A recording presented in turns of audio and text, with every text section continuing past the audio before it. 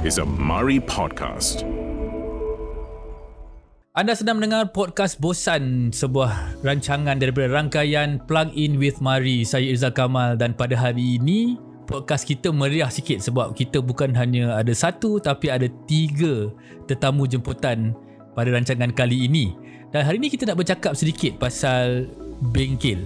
Bukan bengkel kereta, dan kita melihat ke depan apakah masa depan bagi pengusaha bengkel, terutamanya bengkel independent workshop ya. Bengkel yang secara definisinya berada di luar daripada jenama yang kita nampak di Malaysia. Jadi ini adalah dulu kita panggil pomen kan, tapi sekarang ni kita memanggil sebagai usahawan bengkel atau perusahaan bengkel yang membantu dalam industri otomotif negara. Jadi bersama saya pada hari ini ada 3 pengusaha bengkel yang menjadi alumni kepada program Workshop Transformation Program yang dikelolakan oleh Mari. Pertama sekali kita ada Mastinah Sani, pengurus Azam Motor di Banting, Encik Azrin Man atau nama glamournya Aping ya, pengurus AKG Auto Works, dan juga Encik Muhammad Izam Masripan, CEO Auto House KL. Ini adalah ketiga-tiga alumni Mari WTP, dan hari ini kita akan bercakap tentang apakah inovasi dan apakah masa depan dan transformasi bengkel di Malaysia. Jadi mungkin Encik Izam nak mulakan dengan memberitahu apakah bisnes-bisnes terbaru yang dilakukan oleh Auto House KL. Mungkin ceritakan sikit tentang Auto House. So Assalamualaikum warahmatullahi wabarakatuh. So saya Izam Masripan, selaku CEO pada Auto House KL. So untuk pengetahuan semua, Auto House KL sekarang ada dalam 11 cawangan dekat KL dan juga Selangor. So kita memang bukan daripada tahun lepas memang banyak expanding tambah cawangan. So makin berkembang cuma tahun ni dan masa COVID ni kita hold apa-apa saja expansion. So secara kasar Auto House ni adalah satu pusat servis yang lengkap untuk servis repair, tayar, untuk semua jenis kenderaan lah. So mana kita cover semua sekali.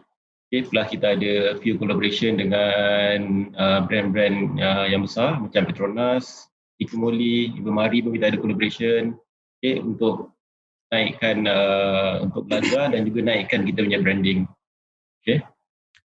Secara kasar Auto House lah.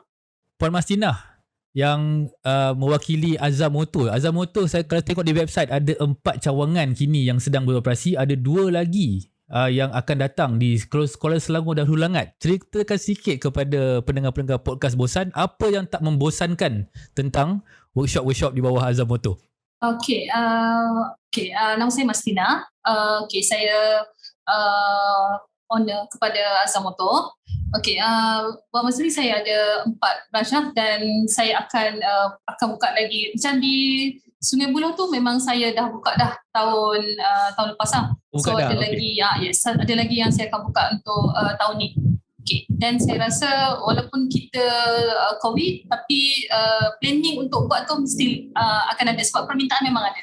Saya rasa mungkin sekarang ada waktu bertenang, tapi previous COVID nanti kita akan terus kejar lah apa yang kita nak lah.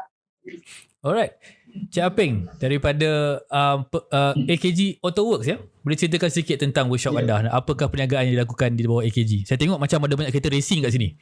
Tak ada lah. Assalamualaikum, saya Azrin. Kena panggil Aping lah, senang. Lagi mesra gitu. Kita AKG ni kita pusat servis, kita buat pusat servis untuk yang servis yang kita buat selebih yang banyak orang kenal lah. Kita servis, kita punya buat makeover. Mana kita lama tu kita bagi wajah-wajah baru. Bagi dia yang kita dah gunakan hashtag kita remajakan enjinmu. Kita dah buat lah. Mana kita selain daripada buat servis, kita buat penjagaan kereta kita lama. Kita bagi wajah baru untuk kereta lama. Itu yang orang kenal AKG melalui macam tu lah. Alright, saya nak tanya ketiga-tiga anda. Sekarang ni kalau kita tengok dalam 5 ke 10 tahun yang lepas, kebanyakan pengeluar kenderaan atau jenama-jenama kenderaan mengeluarkan kereta dan juga mereka dah ada 3S Center, 4S Center di bawah jenama mereka sendiri. Mereka juga memberikan waranti yang agak panjang, 5 tahun, untuk memastikan yang pengguna akan menggunakan servis-servis di bawah jenama mereka sendiri. Dan saya pun to be honest, dulu masa zaman-zaman kereta ada waranti setahun ni, habis je waranti saya akan pergi ke third party workshop. Tapi sekarang ni, adakah lanskap bengkel di Malaysia telah berubah? Mungkin kita mulakan dengan Cik Izam dulu. Ni saya berdasarkan kepada kajian-kajian ataupun paper yang telah ada ramai orang tulis lah. So dalam lebih kurang 50% pengguna kereta akan shift, maknanya daripada service center kepada independent car workshop ni lah. Maknanya selepas dah 5 tahun dah habis waranti, dia terus shift. Tapi ada juga yang sebelum habis waranti pun dah shift. Itu tak banyak lah, mungkin dalam 20-30%. Okay, so kebanyakannya akan shift disebabkan satu paling utama ialah harga lah. Harga, lepas tu nak bagi ada convenience of service. Mana yang lagi mudah, katalah ada kedai depan rumah je, pergi depan rumah lah kan. Buat apa nak pergi sampai service center jauh, nak kena buat appointment. So dia nature of business tu basically memang tak berubah lah. Kalau tengok 10 tahun ataupun 5 tahun ke belakang, secara kasar bengkel tak berubah pun. Kalau kita tengok bengkel kedai tayar macam tu je. Okay, so memang landscape tu berubah tu memang sikit lah tanya. Tak ada nak kata tiba ada drastic perubahan yang mengatakan service center terus take over. Tapi kita boleh tengok dari segi pricing harga Toyota ataupun Honda untuk servicing makin turun. Okay, so maknanya service center ni dah nampak dah, lihat dah potential dia, maknanya dia bukan tengok pada duration untuk servis 5 tahun time warranty-nya. Dia dah tengok, maknanya dah kurangkan harga. Maknanya harga parts kat Honda kadang lagi murah daripada harga workshop luar. Okay, ni kita mungkin boleh tengoklah trend. Okay, trend dari segi dari segi market ni. Okay. So ni kalau tengok Honda memang macam tu. Boleh tengok tiba parts kat Honda lagi murah kalau kita dapat kat luar. So macam bengkel pun kadang-kadang kena ambil dekat Honda baru boleh buat serta servis. Contoh serta parts tu memang ada kat Honda saja yang ada. So ini dia boleh restrictkan lah. Okay, so restrictkan dari segi nak bagi kepada bengkel ke tak, ataupun ni lah. Okay, so dia banyak ada perubahan landscape tu ada, cuma tak setara lah. Ini dari pandangan saya lah basically. Okay, saya nak beralih kepada Apeng pula. Adakah anda rasa bahawa sebagai workshop independen, workshop bebas lah, pengusaha bengkel bebas, adakah anda mempunyai sedikit kelebihan dari segi perubahan ataupun difference dalam model perniagaan berbanding dengan bengkel-bengkel yang dikelolakan oleh pengeluar kereta? Okey. Untuk kita sendiri, untuk bisnes kita biasa kita buat, kalau kita pasal harga tu memang kita nampak customer sendiri akan comparekan harga service center dengan bengkel yang macam ada kat luar macam kita lah.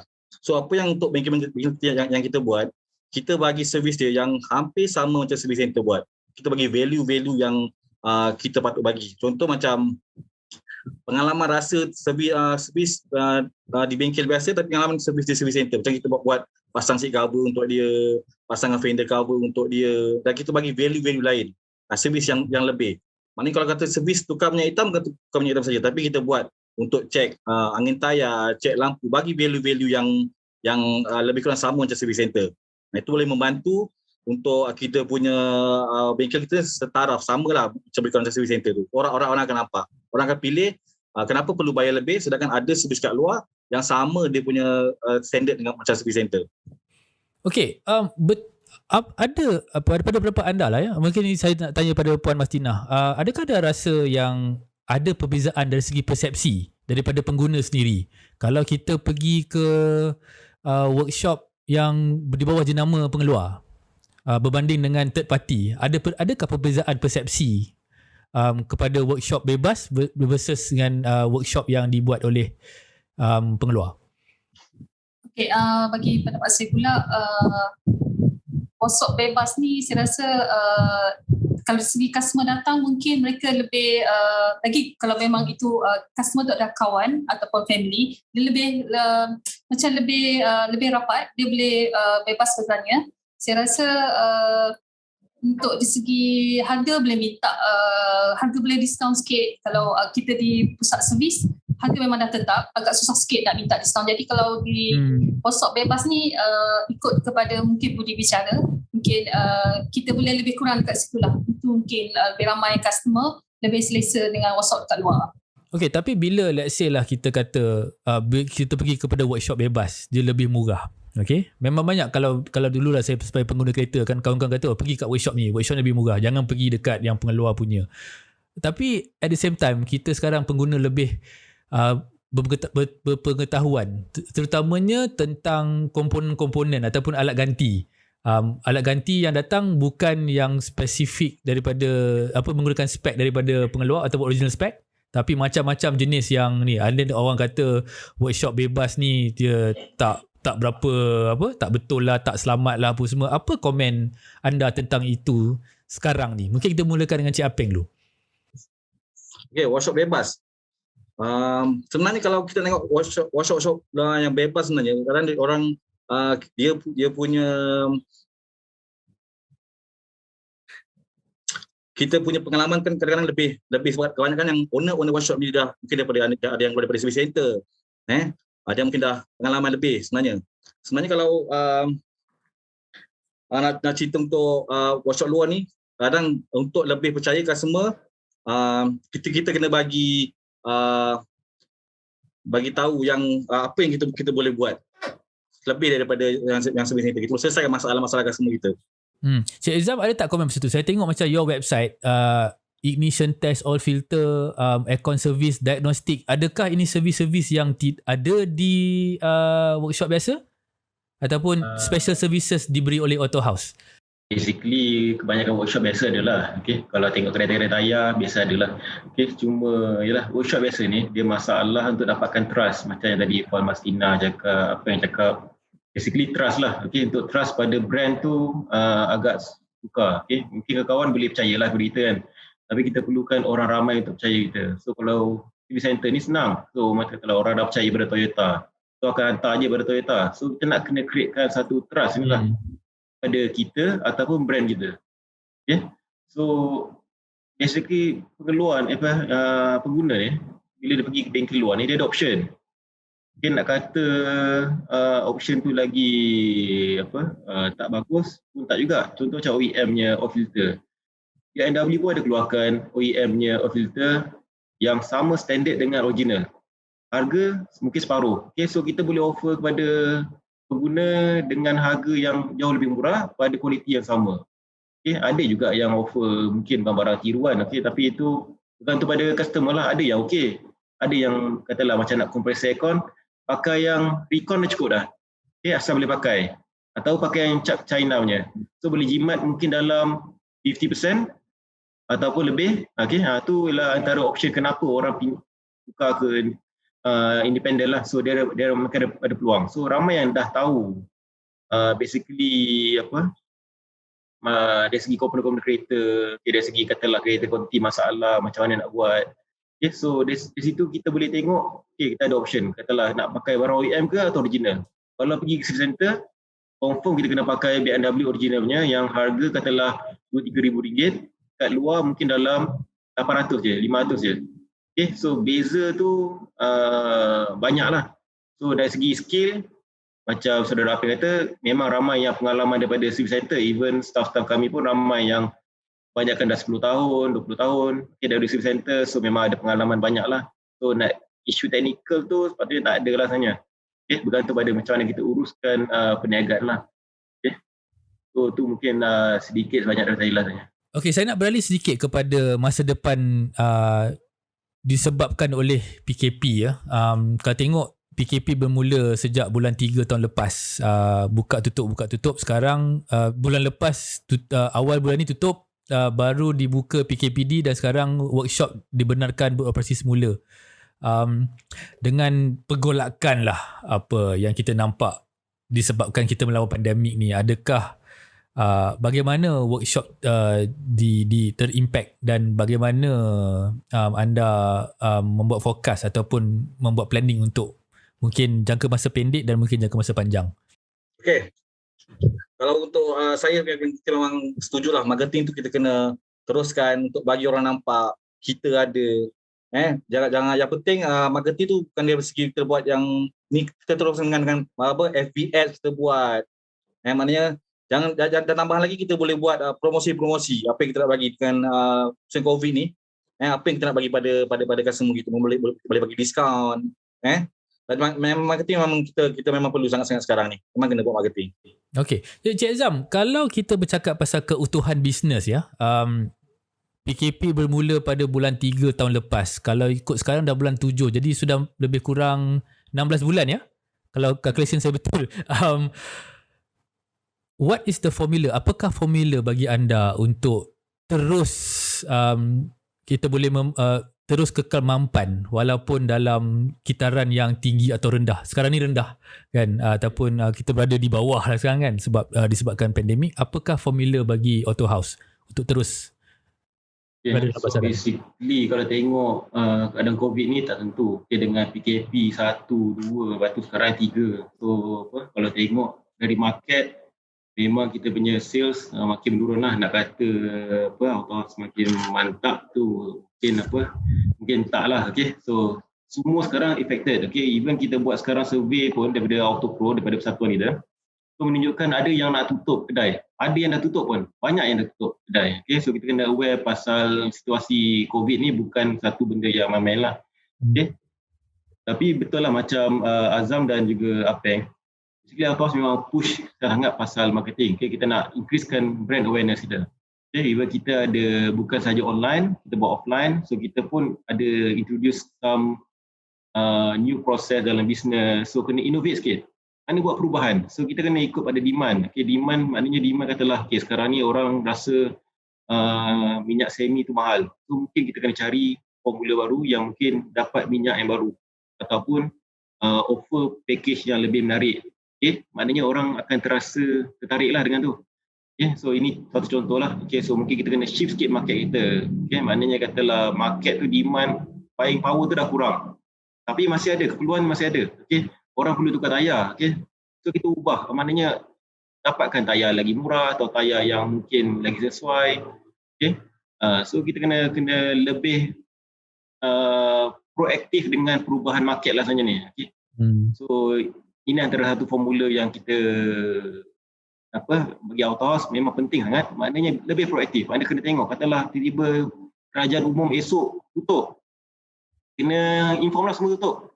Okay, so kerajaan ni kadang umum pada Telegram je. Okay, Telegram MKN. So kata okay, tiba-tiba Selangor tak boleh operasi bengkel. Masa kita kena lebih proaktif lah. So tak boleh tiba nak buka jugalah, nak degil semua. So kena ada satu strategi macam mana kita nak handle staff, macam mana nak handle pelanggan, macam mana nak handle kitanya kedai, terus immediate. Jadi bila so, kalau kita lambat take action memang habis dia. Bila kita bercakap tentang proaktif ya, kalau tengok contohnya macam industri makanan, saya tak pasti, saya tak ada data untuk tu, tapi mungkin terjejas, mungkin tak terjejas, tapi masih lagi ada nampaklah disebabkan teknologi digitalisasi, ada Food Panda, ada Grab Food. Jadi walaupun orang tak ke restoran, masih lagi ada peluang. Saya tak cakap untuk semua, tapi masih lagi berpeluang untuk menggunakan online services untuk meneruskan perniagaan. Adakah workshop dapat mengadaptasi sebegini? Cik Azam ya, boleh sambung. Okey, mungkin saya jawablah. Okey, kita macam Auto House, kita ada banyak kolaborasi dengan Foreman app. Okey, so dia macam lebih macam Food Panda lah. Kita pun ada kolaborasi dengan Surf. So, tapi yang kita nampak sebenarnya ialah demand dari segi penggunaan apps ni untuk kereta belum ada lagi. Okay, dia tak macam makanan. Okay? So, pengguna kata orang nak servis mobile, nak servis kat luar.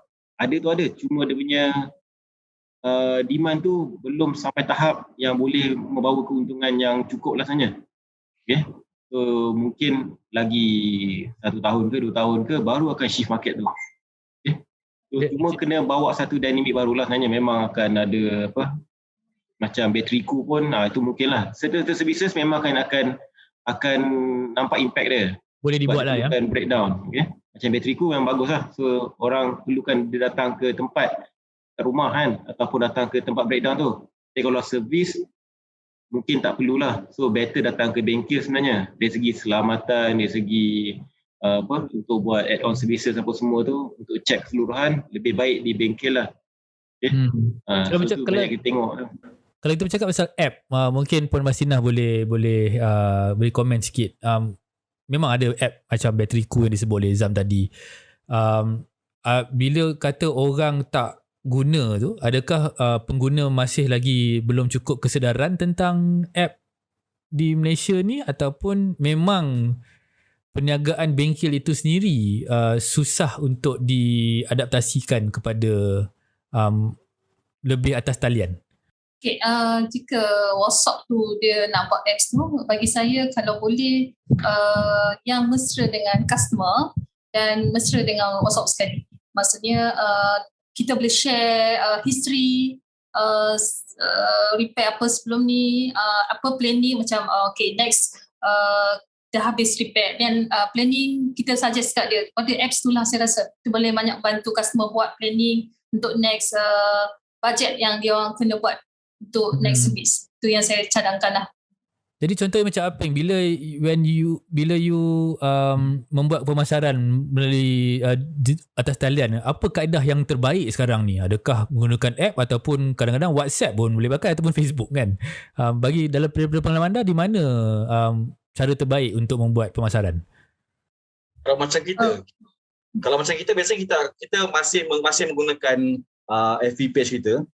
Apa yang kita buat, kita cuma bagi servis untuk pick up servis lah. Memang kita agak tinggi permintaan daripada melalui FB page tu, dan permintaan untuk pick up servis tu memang agak tinggi daripada tempat kita. So kita tak ada masalah. Pasal customer sekarang musim pandemik, customer takut untuk keluar hantar kereta ambil ni kan. So kita bagi customer untuk pick up servis melalui kita akan tinggal nombor di page, dan dia akan WhatsApp kita untuk kita collect kereta orang. So sekarang kita buatlah sekarang. So alhamdulillah permintaan agak tinggi lah untuk pick up servis tu. Okay.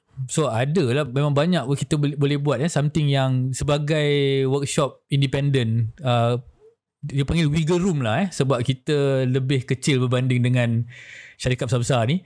Jadi kita punya pilihan ataupun nak bergerak kepada sesuatu teknologi yang baru tu agak nampaknya macam lebih mudah. So tengok ketiga-tiga anda ada cara tersendiri untuk menyesuaikan diri kepada pasaran. Jadi tak apalah, saya nak kembali kepada mungkin kita cerita sejarah sikit lah. Kalau pendengar-pendengar baru saja mendengar podcast ini, ketiga-tiga bengkel yang hadir hari ini adalah alumni kepada workshop transformation program yang dianjurkan oleh Mari. Mungkin kita mulakan dengan Puan Mastinah lah. Ada tak pengalaman nak bercerita sikit? Kalau bagi pendengar di sana yang kami tahulah, adalah WTP program ni adalah dia coaching program. Dia yang saya tahu tidak mengajar tentang technicality of workshop, tapi mengajar tentang perniagaan, cara menjalankan perniagaan, dan dikeluarkan secara one-on-one, di mana Mari menghantar jurulatih untuk duduk bersama usahawan-usahawan bengkel untuk melihat apakah penambahbaikan yang boleh dilakukan untuk memastikan bisnes ataupun perniagaan mereka kekembangan. Mungkin kita mulakan Puan Mastinah, apakah pengalaman anda melalui WTP? Okay, masa saya ambil program WTP tu, saya punya course, saya dapat coach Cik Zaidi. Dia dalam tempoh 6 bulan. Bulan pertama dia datang jumpa saya dengan Mari punya staff, dan dia interview saya. Interview saya tu sebab dia nak tahu, and then dia tengok saya bisnes yang dah lama ada, dan dia tanya saya pada permulaan tu dia interview saya apa yang perlu saya nak buat, dan mula dia tanya saya jangka long term dan short term punya planning. Okay, pada perjumpaan yang pertama tu saya dah share dengan dia apa yang saya nak buat, dan apa long term, apa short term. Dan bila dia tahu planning macam ISO, persijilan yang banyak saya nak buat, so dia banyak advice kat saya step macam mana nak start buat. Dan saya banyak share apa yang saya nak buat lah. Lepas tu dia walaupun mungkin masa tu Cik Zaidi dia bukan otomotif, tapi dia bagi tahu share dengan saya macam mana, sebab dia ada pengalaman juga di segi persijilan. Jadi dia advice kat saya lah apa yang step yang perlu saya buat dulu, dan saya follow lah apa yang dia bagi untuk memudahkan saya. Alright, Cik Izam, dari segi pengurusan kewangan bengkel, apakah nasihat paling penting jika anda orang bertanya bagaimana saya nak kekal sebagai pengusaha bengkel ni? Okey, di segi kewangan, saya rasa dia tak sentuh sangat untuk Azam tu sebab dia mungkin tengok saya WhatsApp dah lama, tapi dia akan tanya saya berapa target yang margin yang saya nak. Macam actually sebenarnya saya punya bisnes more kepada JLC dan walk-in customer tu agak hanya dalam 30%, hanya 20%, 30% lah. Jadi macam mana saya untuk turnover rolling business, macam mana saya nak nak kekalkan pekerja, nak elevate pekerja, macam tu lah. Dia banyak ajar saya benda macam tu. Okey, terima kasih. Cik Izam, ada apa nak tambah? Okay, dari segi kewangan, kewangan yang penting rasanya bengkel kita ni kena ada sistem kewangan yang cantik lah rasanya. Dari segi dokumentasi, dari segi HR punya dokumen rasanya. Okay, ramai bengkel yang tak buat audit ataupun tak buka syarikat sembilan berhad. Ini masalah lah bila katalah macam sekarang ni government offer bantuan-bantuan ni. Bila tak ada track record, tak ada apa-apa yang boleh ni. So basically dia terlepas. Tak boleh dapat pun apa-apa bantuan. Ramai yang mengeluh sebab itulah. Ini mungkin rasanya dah lama benda ni. Isu-isu yang dari segi pengurusan kewangan ni. Mungkin dokumentasi lah. Nak ambil pinjaman ke. Kena ada pengurusan dokumentasi yang cantik lah. So bank akan tengok bottom line. Macam mana okey tak okey. Ada kewangan okey tak okey. Dari segi pengurusan syarikat sama ada proper ataupun semua masuk poket sendiri. Lepas tu tak ada dokumen. Itu masalah lah sebenarnya. So nasihat saya kalau untuk pengusaha bengkel, cuba terus buat. Mana daripada awal, Style Auto House daripada awal kita buat bengkel walaupun kecil, 20,000 punya sale, terus ada dokumentasi. So dari situ kita akan dapat track record, akan dapat tengok sama ada kita profit ke, tak profit ke, ataupun short-short sendiri je berniaga. So itu yang kadang nampak sale sampai 100,000 tapi mana profit tak ada. So tak boleh calculate pun. Semua poket keluar balik. Ini menarik Puan Mastinah, Encik Izam walaupun bercakap tentang topik berbeza, tapi yang saya nampak adalah kepentingan suatu sistem dalam pengurusan bengkel anda. Cik Aping, adakah anda bersetuju dan apakah sistem yang digunakan? Bukan maksud saya sistem data lah, tapi sistem pengurusan. Bagaimana anda memastikan bahawa naik ke, turun ke, tinggi ke, rendah ke, sistem kita membantu dalam memastikan perniagaan kita kekal? Untuk kalau kita sendiri lah, kita memang jagalah untuk yang sekali documentation kita kena jaga mana keluar masuk duit, sekali yang keluar daripada kita punya company kita kena record. Yang paling penting tu kita punya dokumen untuk company kita sendiri lah. Kita ikut macam apa yang Mari pernah ajar kat kita, Coach pernah ajar kita completekan dokumen-dokumen apa yang kita nak buat untuk kita dapatkan banyak bantuan kat luar sana sebenarnya. Jadi Mari membantu dari segi bantuan kewangan ataupun bantuan dalam teknik-teknik pengurusan, Aping? Okey, untuk Mari ni memang bantu kita dari segi teknik pengurusan, macam mana kita nak dapat bantuan tu, macam apa yang kita kena buat. Dia akan guide kita sampai kita boleh dapat apa yang sepatutnya kita dapat. Lepas sebelum ni kita tahu peluang tu ada, tapi dengan adanya program dengan Mari ni kita dapat peluang tu kita dapat. Kita tahu apa yang kita boleh dapat kat luar sana sebenarnya. So lepas dah hadiri WTP, adakah Aping mendapatkan sebarang bantuan kewangan ataupun pinjaman untuk membesarkan bengkel? Betul. Ini sebab kita masa tu kita join WTP dengan Coach Norizan. So dia memang guide kita betul-betul lah untuk kita dapatkan contoh grant ni. Grant ni memang ramai kita tengok workshop banyakkan memang nakkan grant ni. Sebab masalah pada documentation untuk workshop banyak tak ada.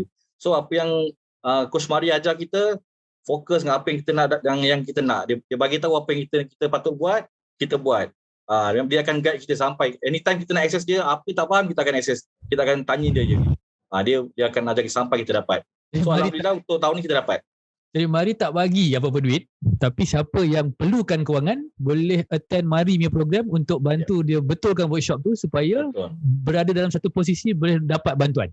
Betul. Okey, bagus. Jadi ini soalan terakhir saya mungkin saya akan tanya, saya buat satu pusingan lepas ni. Apakah jangkaan anda tentang industri otomotif spesifik kepada industri bengkel di masa depan? Adakah anda nampak banyak lagi peluang di masa depan? Mungkin kita mulakan dengan Cik Izam dulu. Okay. So bagi saya nampak ada perubahan dari segi syarikat-syarikat lah. Basically macam sebelum ni pun banyak syarikat luar negara yang cuba masuk Malaysia, cuma tak berjaya lah. Tapi kita boleh tengok syarikat-syarikat kecil akan terus berkembang. Ramai yang telah berkembang daripada 1 cawangan ke 4 cawangan ke 5 cawangan. Even kawan-kawan rakan-rakan Bumi-Putera pun ramai yang dah nampak dah buka mata ni. Macam dah buka cawangan yang besar-besar supaya boleh attract lagi ramai customer. So dah ubah dari segi daripada bengkel pokok ciri biasa kepada bengkel yang lebih teratur, lebih ada branding. So ni saya nampak memang dari segi independent workshop, contoh macam Lim Taya pun sendiri akan buat franchise. Akan ada perubahan lah. So maknanya kita akan ikut style macam di overseas. Even di Thailand ada Be-Quick. So kita akan lihat satu brand atau 2-3 brand akan bercambah. So macam mana kita nak adopt kepada perubahan ini yang paling penting. Kalau katalah kita ada satu cawangan saja, so mungkin kita tengok macam mana kita nak lawan cawangan yang sebesar ni. Mungkin macam dia nak lawan Lim Taya, ataupun mungkin ada brand baru yang masuk daripada overseas. So macam kita nak lawan ni. So ini kena tengok dari segi market lah. Dia orang boleh offer mungkin macam Grab awal-awal boleh offer murah, semurah-murah mungkin. Sampai Uber pun boleh collapse. So sama macam ni. So dia akan jadi satu market yang monopoli, nak kata monopoli pun tak, tapi lebih kepada ke arah situlah saja. Mungkin akan banyak franchise, akan ada satu brand yang dominan. So akan lebih sistematik, so akan lebih setaraf dengan service center. So ini perubahan yang bagus lah kalau compare dengan contoh kita tengok dekat Australia ke, dekat Germany ke, atau dekat Jepun ke. Semua basically akan ada 1, 2, 3 brand yang support banyak jenis kereta. So di independent workshop yang besar.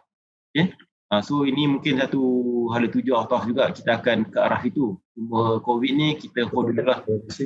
So bagi laluan kepada yang lain lah nak buat dulu. Tapi itu yang nampak landscape itulah tanya. So insyaAllah kita akan nampak franchise Auto House KL pula tak lama lagi. Siapa yang nak boleh apply.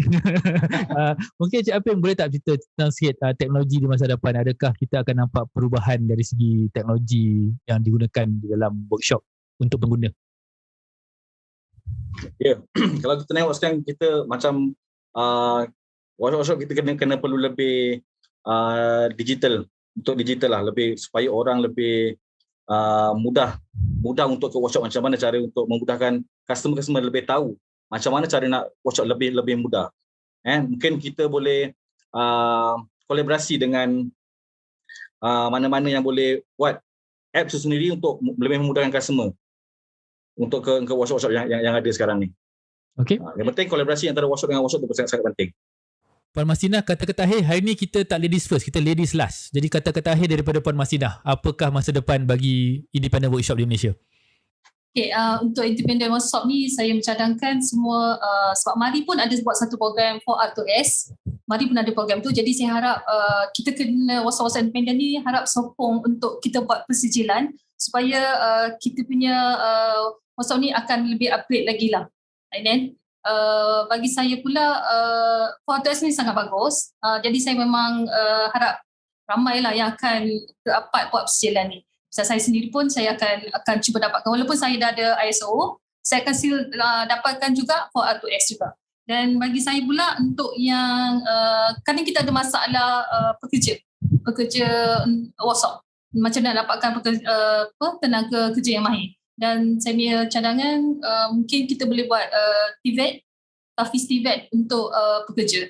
Itulah saya rasa yang kita kena tambah baik lagi lah dari segi untuk otomotif. Okey, itu adalah mungkin topik-topik yang kita boleh bincangkan dalam episod-episod seterusnya. Terima kasih Puan Mastinah, terima kasih Apeng dan terima kasih Cik Izam kerana sudi berada bersama kami dalam podcast episod kali ini. Jadi sekian saja podcast kita bersama pengusaha bengkel yang hebat daripada WTP ni. Jika anda terlepas mana-mana bahagian daripada podcast ini, boleh dapatkan podcast ini di saluran Plug In with Mari. Cari MARII di mana-mana saluran podcast seperti Spotify, Google Podcast, Apple Podcast ataupun Stitcher. Saya Irzal Kamal, jumpa di episod yang akan datang. Terima kasih.